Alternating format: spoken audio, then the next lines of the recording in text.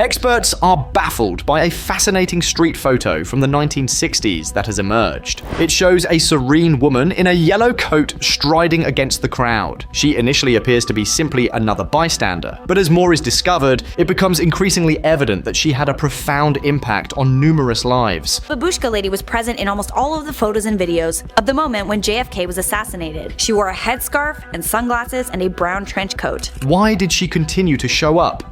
And what was her secret? The image had sat in a box for decades, stacked among curling negatives and dusty pouches. When David Miller hoisted it into the light of the archive room, something about it felt varied. It was just another day of sorting donated materials, yet this one shone. Bustling street, people rushing in every direction, yet in the center of it, one woman walked calmly, unruffled by the chaos. Her warm yellow coat, the only color in the black and white photo, highlighted her tranquil stillness.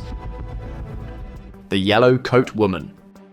David studied the photo under a magnifier. The woman walked facing the crowd, calm and composed. What disturbed him was her expression, not fearful curiosity, just quiet knowing, as if she held insight they lacked. That evening, David took the photo to his colleague, Anna Lopez, a historian with a sharp eye for faces and details. He placed it atop her desk, hoping her trained memory might identify what he couldn't. "Another street shot?" Anna asked, settling her glasses and approaching the photo. "Not just any street shot," David said, indicating the photo. "Look closely right there." Anna leaned closer, her pencil ticking gently on the edge of the photo. "Everyone's rushing," she murmured, her eyes observing the still crowd. "Except her," David said softly. Anna paused, pencil resting above the lady in the yellow coat. "That's strange," she hushed. Silence tarry, broken by the light's buzz. Anna relaxed. "Where did you find this?" she asked softly. "Box from a private donor,"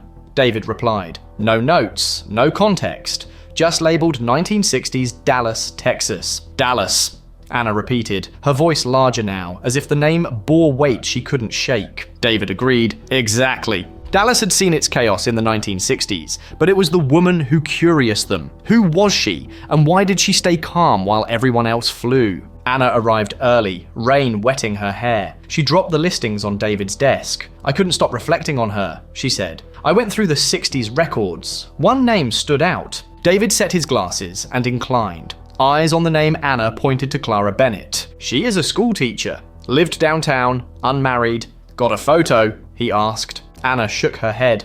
"Not yet, but she lived just steps from here." They used the weak digging. In the library, David rolled through microfilm, Clara's name appearing in the sides of old newspapers, charity drives, bake sales. She was active, Anna noted, pen marking her pad. Always helping others, but never in the spotlight. The deeper they dug, the stronger the mystery. No marriage history, no children. Neighbors recalled her faintly. "Polite," one said. "Quiet." Another added, "Bright colors, even when we stuck to gray." But the photograph recognized their strongest lead. One rainy afternoon, David studied the clear snapshot, the film grain forming tiny stars. He traced Clara's coat, then lingered on her face. Her eyes were calm, yet alert, as if ready to move right away. Anna reached over his shoulder. "She's not lost," she said. "She looks purposeful." "And yet," David replied, "no one remembers her well enough to say why she mattered. They chose a new method to find those who were children then. Brief memories often revealed the clearest truths. Through a mature center, they met Richard Callahan. At 74, his sharp humor remained. Questioned the photo, he smiled. "My memory's not great, but sure, let's see." In the common room, David slid the photo. Richard adjusted his bifocals, drew near, then froze, hand hovering. "That coat!" he yelled, eyes fixed on the yellow coat. Anna bent closer. "You recognize it?" she asked. Richard nodded slowly, voice cracking. "I was 10, lost in a crowd one afternoon, terrified I couldn't find my mother, and then I saw that coat." David and Anna exchanged a quick, silent glance, the weight of his words dropping in. "She came to me," Richard continued. "Held my hand, didn't say much, just told me it would be all right. Stayed with me until my mother found me. I never forgot that yellow coat." The room fell mute, broken only by the ticking clock. Anna's throat lumped. "Do you remember her name?" she asked softly. Richard wobbled his head. "I don't think she ever told me, but I'll never forget her face." He wrapped the photo, finger resting squarely on Clara Bennett. David relaxed, exhaling slowly. That confirms it. She wasn't just in the photo, she was someone people remembered, even if her name faded. Richard smiled softly. She made you feel safe. That's what I remember. Amid all the noise and rushing, she was steady, like she knew her only job was to help a scared kid find his way. The memory hit David harder than assumed. For days, he couldn't sway it how one act of kindness could outlast names, addresses, and memories. But one question lasted stubbornly. If Clara Bennett had touched so many lives, why had she vanished so completely from the archive? Anna searched obituaries, finding nothing. One noted a C. Bennett in Dallas. Another listed Clara serving in the 70s. She seemed to live in the margins, appearing when needed, then vanishing. The next revelation came from a box of photos donated by a retired journalist. Among the city scenes was another photo, 3 years later. Crowds, hurried faces, and there she was, Clara, recognizable in her yellow coat. Anna sobbed, pausing before turning to David. She's always there, different year, same coat. David studied the photo softly. She wasn't just passing through, he said. She chose to be there, and that brought the key question of all. Why? For days, David couldn't shake Clara's photo. Twice, years apart. Not standing, just mid-step, swept into life. Always the yellow coat, always her calm presence. One afternoon, Anna bent across the table, placing the two photos together. "We're not imagining this," she said. Same woman, same coat. Same presence as if she belonged wherever she was needed. But why? David asked. What drew her to these moments? Or maybe, what drew the camera to her? Anna tapped her pencil against the pad. Speculation isn't enough. We need to find out who she really was. Their search intensified. Clara Bennett, born in 1924, lived alone, worked in education, then vanished, appearing only in brief notations. It wasn't more, but it was a beginning. They went to the school, where the sound of kids playing filled the air. The principal found an old file. Clara had taught there from 1961 to 1965. Then, she disappeared. Why such a short tenure? David wondered noisily.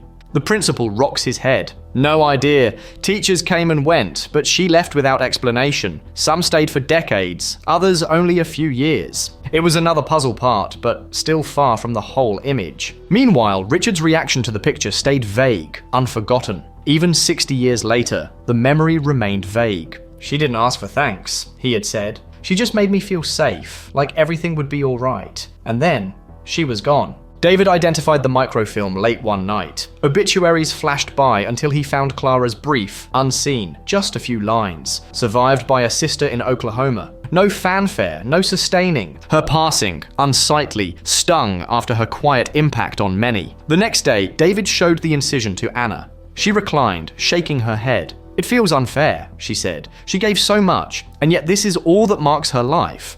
Unless," David told slowly, "the real record isn't in papers or obituaries. It's in people's memories like Richard's, and like those we haven't even found yet." Anna laughed, a trace of spleen in her eyes. Maybe that's the point. She didn't seek headlines. She wanted to be remembered in moments. The more they aimed, the more Clara's quiet acts appeared short of food, volunteering at the hospital. Little moments, but they painted a photo. By now, it was obvious that Clara's life was built on quiet generosity. She helped others without seeking eulogy, a steady, unseen presence moving through the city like a defender angel. This may explain why Clara left teaching. She wanted to help more people. A classroom was too small for her aim. The yellow coat made her stand out, a symbol of desire shining wherever she went. At the library's photo exhibition, David comprised Clara's images of crowds rushing, her calm in yellow. The plaque read, "The Yellow Coat Woman, Clara Bennett, 1924-1989. Visitors smeared the photos, recalling kind strangers and serene heroes. Clara's yellow coat became an indication of everyday compassion remembered. Richard stopped before the photos, eyes glistening with retention. "I can still feel how tightly she held my hand," he said. "It seemed small to her, but to me, it meant everything." David rested a hand on his trunk. "I think she made many people feel that way. Clara must have known that was her purpose." That night, after the hall closed, David zoomed in on Clara's face, clear and calm between the blurred gaggle. He speculates how many lives she'd quietly touched: a lost child, a weary patient, a student in need. So many moments, forgotten by story yet alive in memory. Others might one day share their stories, but for now, David had done his part to keep Clara's light vital. The yellow coat wasn't just clothing, it was her message. You can trace me. And decades later, people still did. Do you think Clara knew that one naive choice, a yellow coat in a grey world, would make her immortal? Has someone ever helped you like she helped others? Let us know in the comments. Thanks for watching, and see you in the next video.